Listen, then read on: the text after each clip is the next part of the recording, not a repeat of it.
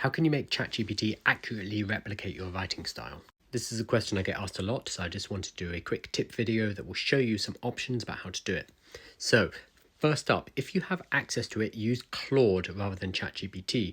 Claude is only available in the US and the UK, and it has free and paid versions, but generally the ability for replicating your style is going to be better using Claude than it is ChatGPT. So if that is an option, try that out. That's the first tip.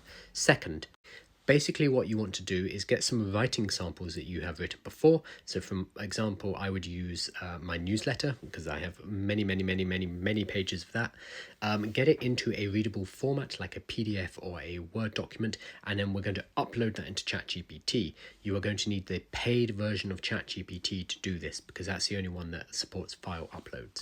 Once ChatGPT has your writing samples, it is able to analyze and extract your style from the samples. How exactly we're going to use this depends on what task we are trying to achieve. So let's say I want to create a new newsletter. I've uploaded 20 previous editions of my newsletter, so ChatGPT has maybe 20,000 words of my writing. That gives it a large body of work from which to pull my style. Now, if I want to create a new issue of the newsletter, I'm going to write a prompt. I'm going to use the Risen framework, which I've covered in another video, RISEN, in order to produce a comprehensive prompt, giving it instructions about how to write a newsletter. But as part of that prompt, what I'm going to say is refer to the uploaded document in order to copy and replicate my style. And because ChatGPT has uploaded versions of my style, it's going to be able to look at those documents and work out how exactly I write and replicate that in its output. Now, this is great, but it means that each and every time I want to complete a task, I'm going to have to upload my documents and then instruct ChatGPT to use those documents as a style guide. It's fine, but it's a bit fiddly and it becomes tiring very quickly. Because this is a bit time consuming, what we can do is use ChatGPT's custom instructions in order to sort of hard code my style into ChatGPT. Now, this requires an additional step, but it's well worth doing. What you're going to do is upload all your documents. So I'm going to upload my 20 newsletters in a PDF file, and then I'm going to tell ChatGPT the following. I'm going to say, based on the uploaded documents, please write out a style guide that will allow you to replicate the style later. ChatGPT is then going to go through the documents and it's going to analyze my style and turn it into a set of instructions that ChatGPT can then use later. I know it's a bit meta, but this does work. So ChatGPT will spit out something like, okay, the writing style is authoritative, it uses short sentences, it uses British slang, for example, and it's going to give you a whole long list, giving you an analysis of that particular writing style. You're then going to go into ChatGPT's settings and we're going to copy and paste all of that writing style into the custom instructions within ChatGPT. ChatGPT will then, from now on, refer to these custom instructions and the writing style and try to replicate them in its outputs. This is useful if you use ChatGPT a lot for writing and you want ChatGPT to always replicate your style.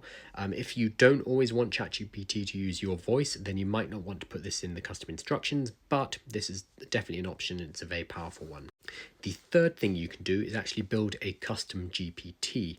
Again, you're going to need a paid version of ChatGPT, but once you have that, you're going to create a custom GPT, which again has your training data. It has the document with your 20 plus newsletters or whatever your writing is uploaded into it so that it's always saved and it's always ready to go.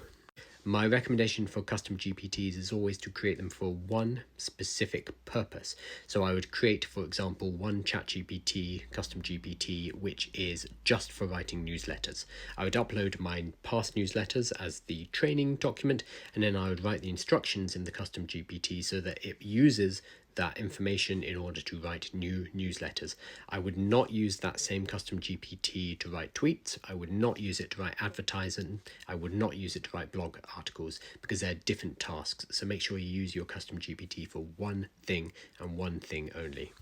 And because of this, make sure that the information that you upload, the past writing samples, are the right ones. So if I want to create a custom GPT that writes newsletters, I do not upload tweets and I do not upload blog articles, I upload newsletters. All three of these methods basically do the same thing, they're just for different tasks.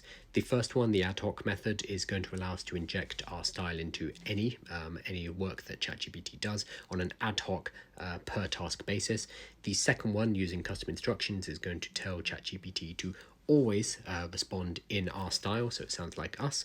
And the third one is going to build a specific custom GPT for a specific task. All three do the same thing, just different levels of sophistication.